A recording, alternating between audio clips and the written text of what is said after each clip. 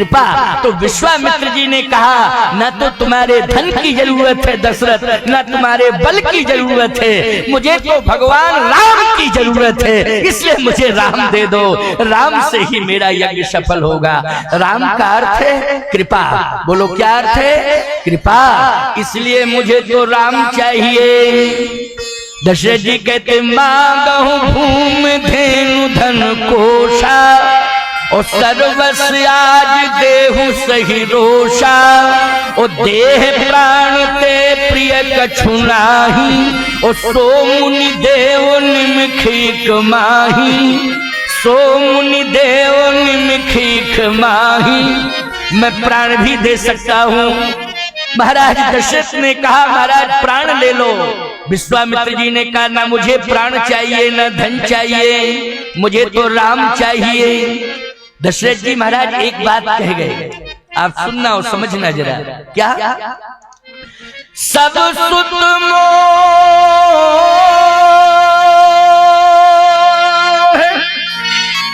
प्राण की नाई, लेकिन राम देत नहीं बनत गुसाई। सब सुत मोहि प्राण की नाई, राम देत नहीं बनत गुसाई। मुझे सभी सुत प्रिय है, लेकिन मैं राम को नहीं दे सकता। विश्वामित्र जी ने कहा पहले ये बताओ दशरथ, तुम किस वंश में पैदा हुए हो? महाराज दशरथ ने कहा इक्ष्वाकु वंश में, सूर्य वंश में, रघुवंश में, यही हमारा वंश है। विश्वामित्र जी ने कहा परंपरा नहीं जानते हो? वंश की क्या परंपरा है? क्या परंपरा के बारे में ज्ञान नहीं है? महाराज है। तो बताओ परंपरा क्या है? परंपरा यह है मंगल लहीन जिनके नाही, ओ ते नरवर थोड़े जगमाही। इस वंश की ये परंपरा है कि मांगने वाले कभी मना सुन के नहीं गए।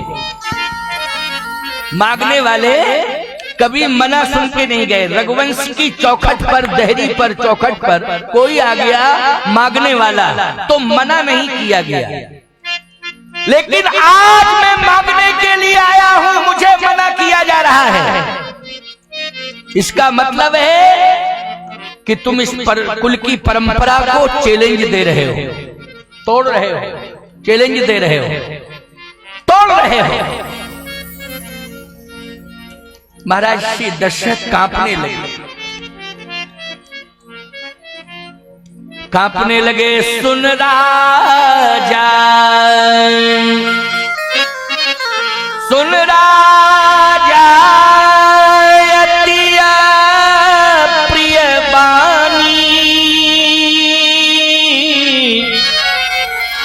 हृदय कंप मुख दुती कुम्हलाई। चेहरा कुमला गया, कांपने लगे और मूर्छित होकर गिरने लगे। सुमंत जी ने संभाल लिया, संभाल लिया सुमंत जी ने। महाराज श्री दशरथ इतने बलवान हैं कि सुरपति बसई बाहुबल जाके नरपति रहे सकल रुख ताके। इतने बलवान हैं और धैर्यवान भी हैं, लेकिन आज धैर्य टूट गया। बल जो है पता नहीं चल रहा, बल कहां चला गया, धैर्य टूट गया। सुन राजा की अप्रिय बानी, हृदय कंप मुख दुति कुमलाना। चेहरा कुमला गया और मूर्छित हो गए। सुमंत जी ने संभाला। अब बताओ भाई, ऐसी कंडीशन किसी के घर में आ जाए कि महात्मा पहुंचे और घर का मुखिया बेहो, क्या कंडीशन रहेगी? बोलो, साधु को कोई घुसने देगा अपने घर में? तो भाई कौन घुसने देगा?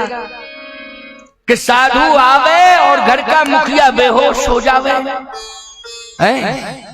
अरे साधु के आने से ईमानदारी से बताओ, सारे के सारे अमंगल जितने होते हैं घर के वो दूर हो जाते हैं।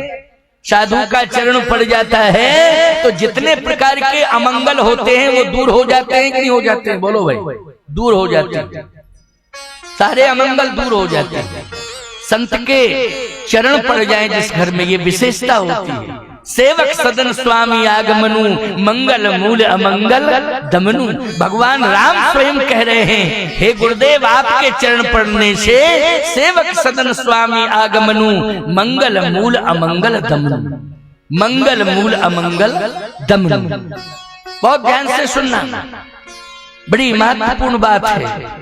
एक एक शब्द ग्राही है, आप सबको बहुत ध्यान से सुनना है, क्योंकि ये कथा आपके हृदय में बैठ जाए और ये कथा आपका कल्याण करती रहे, ये मेरा लक्ष्य है। मेरा लक्ष्य केवल ये नहीं कि मैं आऊं और सुना के चला जाऊं, नहीं, ऐसी कथा सुनाऊं कि आपके हृदय में बैठ जाए। और जब भी आपके जीवन में कभी कोई संकट आवे है तो ये कथा कवच बन करके आपकी रक्षा भी कर ले और संकट मोचन बन के आपको संकट से उबार ले। ये मेरा लक्ष्य है, ये उद्देश्य है मेरा, आने का भी यही उद्देश्य है, आपको संकट से उबारना, समस्याओं से उबारना। दशरथ जी महाराज मूर्छित होकर गिर पड़े, सुमंत जी ने संभाला। विश्वामित्र जी ने कहा, देखो भाई, या तो हाँ करो या ना करो। अगर नहीं देना चाहते हो तो सीधी सी बात ये कह दो कि हम नहीं देंगे, नहीं देंगे, नहीं देंगे। तो हम जावे, अयोध्या छोड़ के जाएं, क्या करेंगे अयोध्या में रुक के, यहाँ रह के करेंगे क्या? हम जावे अपने बक्सर आश्रम में गंगा के किनारे आराम से भजन करें, जो बीतेगी सो भुगतेंगे। लेकिन क्यों यहाँ रहे अयोध्या में, अपने बक्सर आश्रम जाए? या तो हाँ करो या ना करो। बड़ी समस्या है, विचार करना। रघुवंश की परंपरा है, मांगने वाले कभी मना सुन के नहीं गए। और यहाँ दशरथ जी महाराज देना नहीं चाहते हैं राम जी को, और विश्वामित्र जी अड़े हैं और खड़े हैं और कह रहे हैं कि देना हो तो दो, नहीं तो मना करो।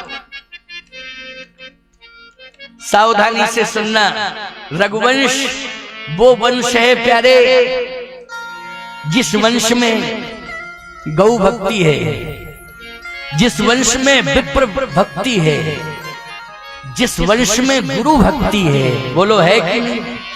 सबसे ज्यादा गुरु भक्ति, गौ भक्ति, विप्र भक्ति, बोलो है ना रघुवंश में। महाराज दशरथ जिस वंश में जन्म लिए हैं, जहाँ के सम्राट हैं, राजा हैं अयोध्या के, वो परंपरा।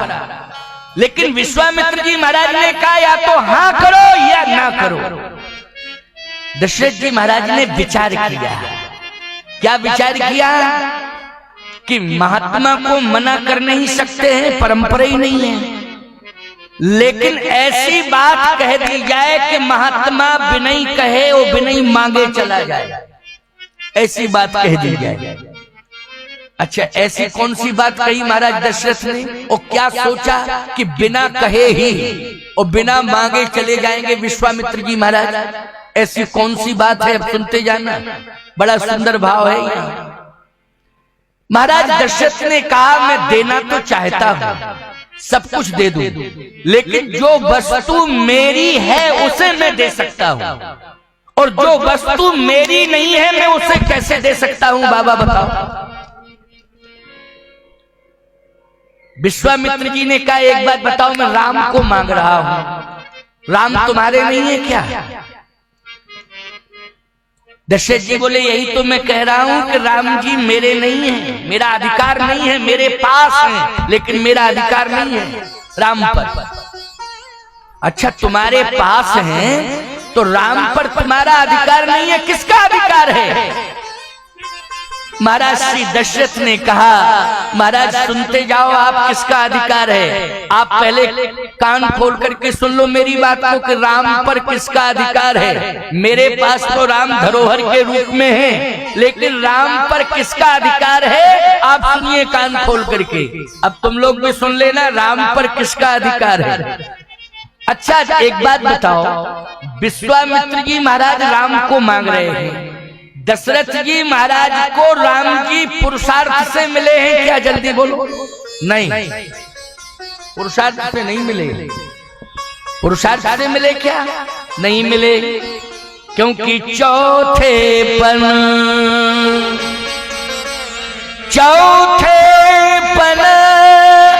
पायु सुत चारी, और बेप्रवचन नहीं कहे वो बिचारी। तो सीधी सी बात है कि चौथापन मानी होता है बुढ़ापा। बोलो होता है बुढ़ापा कि नहीं? मैं आपसे पूछना चाहता हूं, चौथेपन में क्या संतान का योग बनता है? सबने गर्दन हिला दी। सही बात है, सही बात है। चौथेपन में संतान का योग नहीं बनता है, बल्कि चौथेपन जाइए नृपकानन, ये योग बनता है। चौथेपन जाइए नृपकानन। महाराज मनु ने भी क्या किया था? महाराज मनु ने स्पष्ट कहा था, होय न विषय विराग, भवन बसत भा चौथपन, हृदय बहुत दुख लाग, जन्म गयो हरि भगत। तो चतुर्थ अवस्था में तो भगवान को पाने की इच्छा होती है, संतान को पाने की इच्छा नहीं होती है। भगवान को पाने की इच्छा होती, बोलो होती कि नहीं होती? जैसे मान लीजिए कोई 80 साल का बूढ़ा लाठी लेके आए, गर्दन यूं हिल रही हो, और मेरे सामने आ जाए, हाथ जोड़ के खड़ा हो जाए, गर्दन यूं हिल रही हो, तो हम कहें क्या बात है बाबा, बहुत बूढ़े हो गए हो, गर्दन का संतुलन बिगड़ गया है, बात क्या है? कुछ चाहते हो? हाँ चाहता हूं। क्या? तो हम क्या सोचेंगे कि यही चाहता है कि मुझे भगवान मिले। क्यों भाई? यही डिमांड करेगा 80 साल का बूढ़ा कि हमें भगवान मिले, हम तो यही सोचेंगे। तो हम कहें मांग मांग मांग, क्या चाहिए? उम्र कितनी है? उम्र तो 84 साल क्रॉस कर रहा है। अच्छा, तब तो बहुत उम्र हो गई है। गर्दन, बोले गर्दन हिल रही है, हाथ हिल रहे हैं। अरे तो मांग मांग मांग, क्या चाहिए? कहे 84 साल का हो गया हूँ, लेकिन अभी तक संतान नहीं है, आशीर्वाद दो, हमारे संतान हो गए। ईमानदारी के साथ बताओ, उसी समय हम मंच छोड़ के सीधे चित्रकूट चले जाएंगे कि नहीं चले जाएंगे? बोलो बोलो, चले जाएंगे? चित्रकूट ही सीधे जाएंगे, रुकवे नहीं करेंगे। बताओ, 84 साल की उम्र पर संतान कोई मांगे, बोलो ये शर्म की बात है कि नहीं? हम तो यही अंदाज लगाएंगे कि दिमाग खराब है, दिमागी संतुलन बिगड़ गया है, इसलिए ये बात कह रहा है। महाराज श्री दशरथ स्वयं अपना बयान दे रहे हैं कि चौथेपन पाए सुत चारी, चौथेपन पाए सुत चारी। 60,000 वर्ष की अवस्था में भगवान राम मिले दशरथ जी को। लक्ष्मण, भरत, शत्रुघ्न 60,000 वर्ष की आयु में, वाल्मीकि रामायण के अनुसार बोल रहा हूं, 60,000 वर्ष की आयु। आप कहोगे महाराज जी फिर समाधान कैसे मिलेगा? तो मैं समाधान दे रहा हूं। महाराज श्री दशरथ यही तो कह रहे हैं, हे विश्वामित्र जी महाराज, 60,000 वर्ष की अवस्था में मुझे राम मिले हैं, तो आपको एहसास करना चाहिए कि ये राम मुझे पुरुषार्थ से नहीं मिले हैं, ये तो संतों की कृपा से मिले हैं। इसलिए संतों का पहला अधिकार है। पहला अधिकार किसका है? संतों का है। ये संतों ने हमें सौंप दिया है कि लो संभालो राम को, इसलिए मैं राम को संभाल रहा हूँ। लेकिन सौंपा किसने है? बोले संतों ने सौंपा है, इसलिए संतों के राम हैं, क्योंकि पुरुषार्थ से मुझे राम नहीं मिले हैं, मुझे तो कृपा से मिले हैं। और ईमानदारी से बताओ, ये पुत्र नहीं है, पुत्र बने हैं। परमात्मा पुत्र बना है, वो दशरथ का पुत्र नहीं है, लेकिन पुत्र बना है। क्या बना है? पुत्र बना है। बोलो भाई, बना है पुत्र कि नहीं? अब आप कल्पना करो कि जब महाराज श्री दशरथ के पुत्र बन गए श्री राम जी, परमात्मा राम, किसके कारण? बोले भक्ति के कारण, संतों की आशीर्वाद के कारण और यज्ञ के कारण। यज्ञ के कारण भगति सहित मुनि आहुति दीने, प्रगटे अग्नि चरु कर लीने। इसलिए यज्ञ की कृपा से, संतों की कृपा से आज स्वयं परमात्मा पुत्र बन के आ गया है। तो महाराज मैं तो राम को धरोहर के रूप में मानता हूं, लेकिन राम जी पर पहला अधिकार वशिष्ठ जी महाराज का है, गुरुदेव का है। अगर वो कह दे तो हम दे दें। मैं एक बात कहता हूं, अकेले वशिष्ठ जी ने ही यज्ञ कराया था। यज्ञ की संपन्नता यज्ञाचार्य के ऊपर डिपेंड है। बोलो भाई, यज्ञ को कौन संपन्न कराता है? जल्दी बोलो। यज्ञ का आचार्य। जैसे आपके यहाँ यज्ञ हो रहा है, यज्ञ के आचार्य बैठे हैं द्विवेदी जी, ये यज्ञ के आचार्य हैं। यज्ञ को ये संपन्न करा रहे हैं। अयोध्या में जो पुत्रष्टि यज्ञ हुआ है, क्या उस यज्ञ को श्री वशिष्ठ जी महाराज के आचार्यत्व में सफल किया गया है? नहीं नहीं, श्रृंगी ऋषि के आचार्यत्व में सफल हुआ है। वशिष्ठ जी ने तो बुलाया था ना यज्ञाचार्य के रूप में, उनको यज्ञ वेदी पर स्थापित किया है आचार्य के रूप में। किसने? वशिष्ठ जी महाराज ने। किसको? श्रृंगी ऋषि को। बोले श्रृंगी ऋषि, श्रृंगी ऋषि वशिष्ठ बुलावा, और पुत्र काम शुभ जग करावा। भगत सहित मुनियाहुति दीने, और प्रगटे अग्नि चरु कर लीने। जो वशिष्ठ कछु हृदय विचारा, सकल काज भासिद्ध तुम्हारा। यह अभी बाट देहो नृप जाई, और जथा जोग जहीं भाग बनाई। इसमें भूमिका किसकी है? साधु संतों की है। और यज्ञ का आचार्य कौन बना है? बोले श्रृंगी ऋषि जैसा महापुरुष बना है। श्रृंगी ऋषि जैसे महात्मा को यज्ञ का आचार्य बनाया गया। लेकिन वशिष्ठ जी महाराज का नाम लिया दशरथ जी ने, श्रृंगी ऋषि का नाम नहीं लिया। वामदेव जी के मुख्य आतिथ्य में यज्ञ हुआ, पुत्रष्टि यज्ञ, श्री वामदेव जी महाराज के मुख्य आतिथ्य में। लेकिन वामदेव जी का भी नाम नहीं लिया, श्रृंगी ऋषि का भी नाम नहीं लिया। बोलो भाई, किसका नाम लिया दशरथ जी ने? वशिष्ठ जी का नाम। क्यों लिया? वशिष्ठ जी महाराज का नाम इसलिए लिया कि विश्वामित्र जी महाराज वशिष्ठ जी का नाम लेंगे तो तुरंत ही बिना मांगे चले जाएंगे। क्यों? बोले वशिष्ठ जी के 100 पुत्र क्रोधाग्नि में भस्म किए थे विश्वामित्र जी महाराज ने।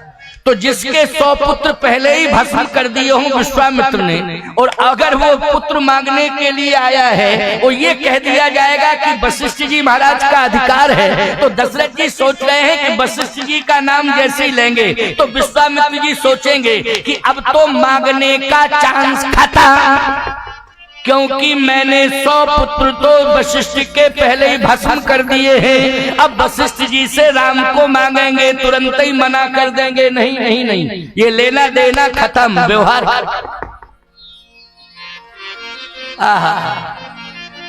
इसलिए कहता हूं कि संतों को ठीक से समझ लो, संतों के मर्म को समझ लो, संतों की विचारधारा को समझ लो, और संतों के व्यवहार और विचार और संस्कार को थोड़ा सा समझ लो और थोड़ा स्वीकार भी कर लो।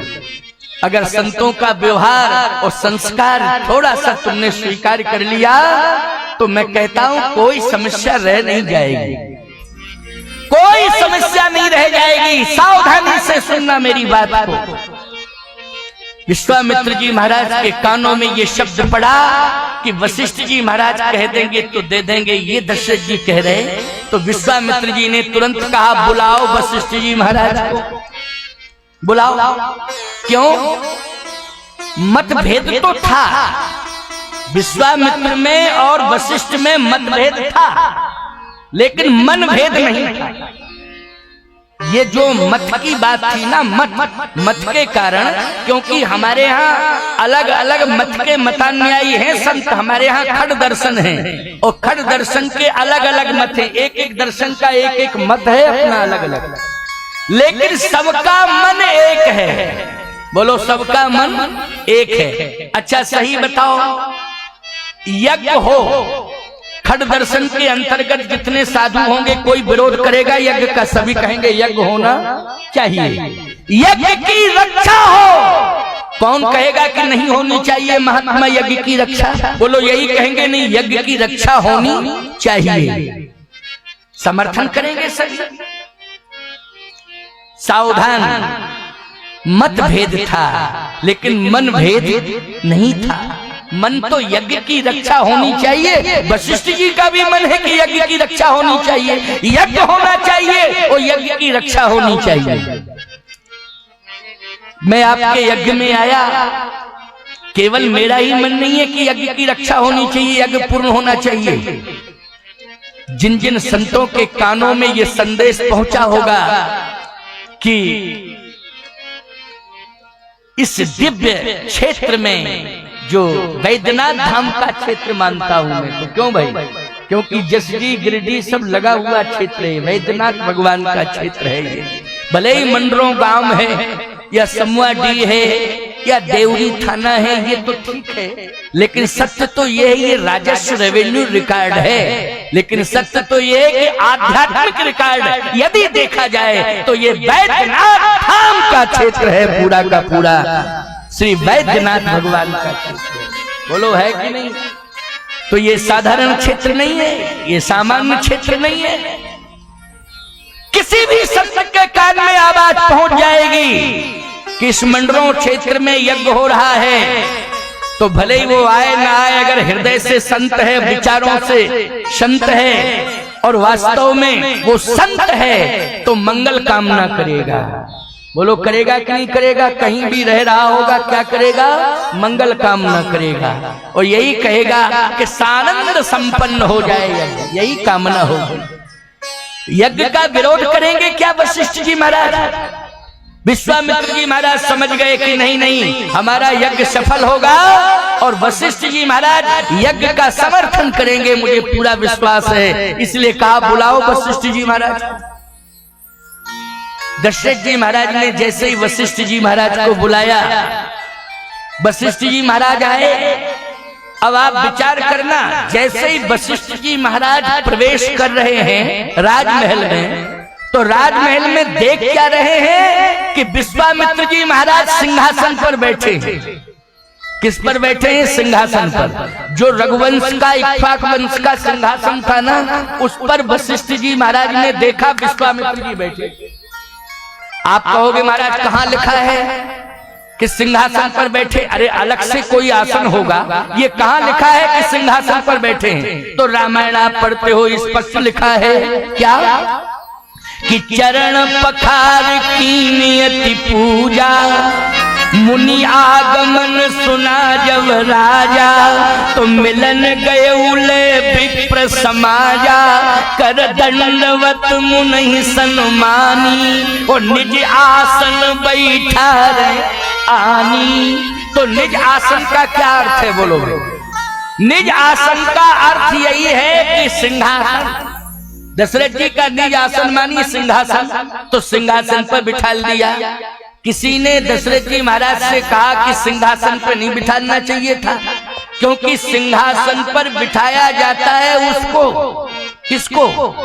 जब सिंहासन की विधि पूरी हो जाती है, अभिषेक आदि होता है, बोलो भाई होता है ना, तभी राम जी को बिठाना चाहते थे महाराज दशरथ सिंहासन पर। समस्त तीर्थों का जल मंगाया था, संपूर्ण तीर्थों के संतों को आमंत्रित किया था, बहुत विधान पूर्वक बिठाना चाहते थे श्री राम को सिंहासन पर, लेकिन राम जी सिंहासन पर बैठ नहीं पाए। यहाँ विश्वामित्र जी के लिए कोई विधान पूरा नहीं किया जाए, सिंहासन निज आसन बैठा रहे, यानी सीधे सिंहासन पर बिठा दिया। दशरथ जी ने कहा कि मालूम नहीं है, यही विश्वामित्र जी महाराज हैं, हरिश्चंद्र जी के समय में आए थे, हरिश्चंद्र जी के समय में आए थे विश्वामित्र जी महाराज। तो मालूम है हरिश्चंद्र जी को काशी के बाजार में बिकना पड़ा था, पूरा राज्य ले लिया था, सिंहासन ले लिया था, राज्य सत्ता ले ली थी, और राजा को काशी के बाजार में बेच दिया था। बोलो बेचा था ना किसने? विश्वामित्र जी। यही तो विश्वामित्र जी महाराज है। दशरथ जी ने कहा कि हरिश्चंद्र जी के राज्य में विश्वामित्र जी आए थे, तो हरिश्चंद्र जी को काशी के बाजार में बिकना पड़ा था और राज्य भी चला गया था। अब रामचंद्र जी आए तो रामचंद्र जी के समय विश्वामित्र जी आए हैं। चलो विश्वामित्र जी महाराज आए हैं, लेकिन दशरथ जी ने सोचा कि मुझे काशी के बाजार में न बिकना पड़े, इसलिए पहले ही सिंहासन सौंप दो कि बैठो महाराज, आप ही का सिंहासन है, आप ही की अयोध्या है, आप ही का राज है, हम तो आपके सेवक हैं। और चरण पखार कीन यति पूजा, मौसम आज धन्य नहीं दूजा। चरण पखार रहे हैं, आरती कर रहे हैं, स्तुति गायन कर रहे हैं, सम्मान दे रहे हैं। लेकिन याद रखना दशरथ जी महाराज भले ही सोच रहे हो कि मैंने सिंहासन दे दिया है, मैंने सम्मान दे दिया है, लेकिन विश्वामित्र जी महाराज सिंहासन लेने नहीं आए हैं, सम्मान लेने नहीं आए हैं, वो तो भगवान लेने आए हैं। इसलिए सिंहासन के प्रति उनका कोई आकर्षण नहीं है। बिठा तो दिया, बैठ गए सिंहासन पर, लेकिन सिंहासन पर बैठे रहे, लेकिन बार बार यही कहते रहे, राम चाहिए, राम चाहिए, राम चाहिए, मुझे राम का दर्शन कराओ, राम कहाँ है। वशिष्ठ जी महाराज आ रहे हैं, और जैसे वशिष्ठ जी महाराज आ रहे हैं, वशिष्ठ जी ने देखा कि सिंहासन पर बैठे हैं कौन, विश्वामित्र जी महाराज। तो आप कहोगे कि वशिष्ठ जी के लिए आसन अलग से पड़ा होगा, वहां वशिष्ठ जी महाराज बैठ गए होंगे अलग आसन पर।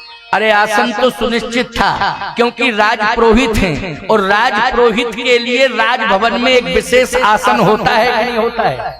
उस आसन पर जैसे सिंहासन पर केवल राजा बैठ सकता है, वैसे ही राज पुरोहित का जो आसन होता है उस पर केवल राज पुरोहित बैठ सकता है, बाकी दूसरा कोई नहीं बैठ सकता है।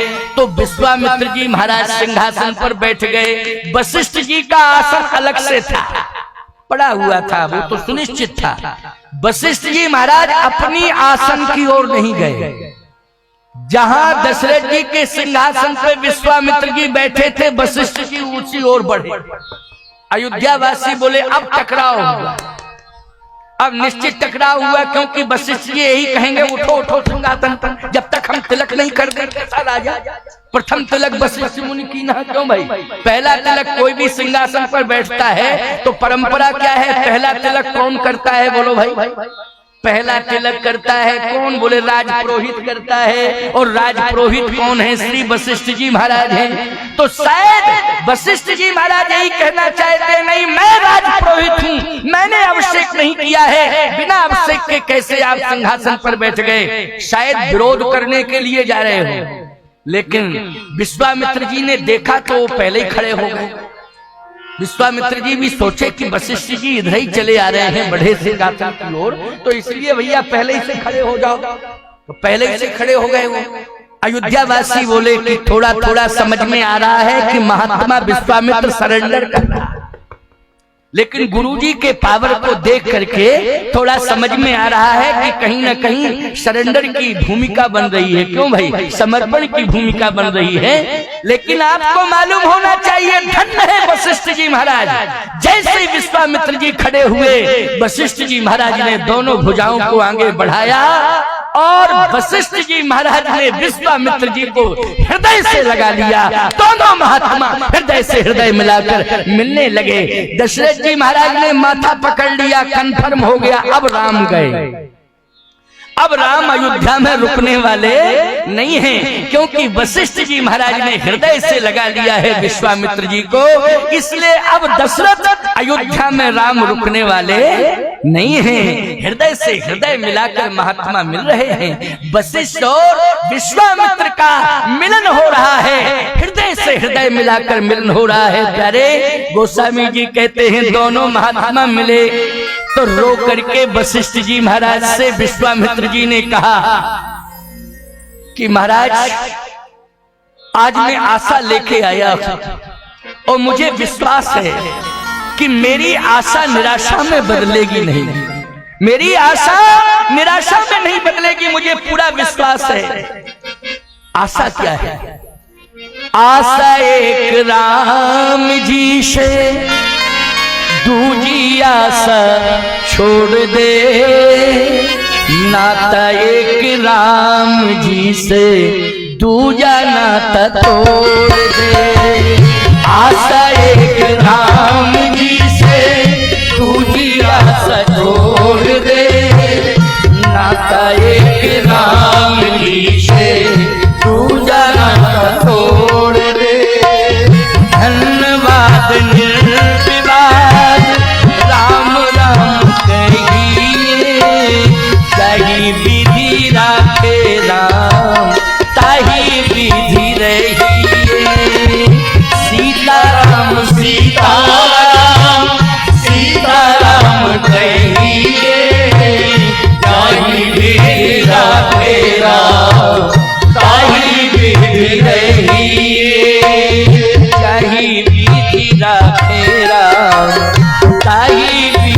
रही। सीताराम सीताराम सीताराम कहिए, ताही विधि तेरा ताही विधि रहिए, ताही विधि तेरा ताही विधि रहिए, ताही विधि तेरा ताही विधि रहिए।